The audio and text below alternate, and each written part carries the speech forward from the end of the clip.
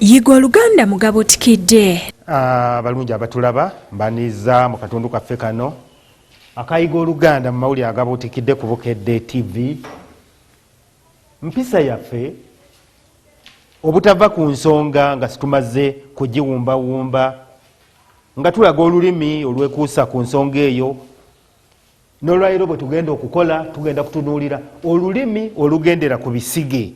Ebisige tuze tubitunuulira. Kakati olulimi olugendera ku bisige lwe luliwa? Ebisoko, enjogera n'engero ezekuusa ku bisige zezino. Ekisooka tugamba nti waliwo enneebaza nga weebaza munno n'omugamba nti nsiimye maaso,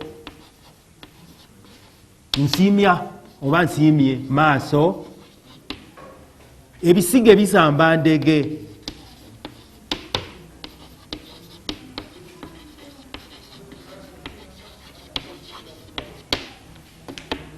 Eno nneebaza ya Muganda. Abasoga balina enjogera egamba nti atasiima Muganda na mulogo ndi bw'omuwa agamba nti nsiimye bwongerwa.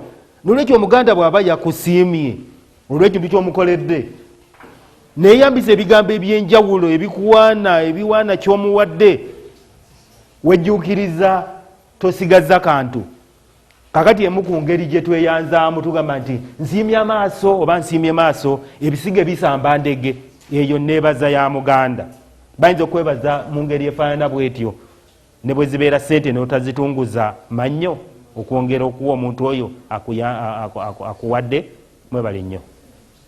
Abadde yiga Oluganda.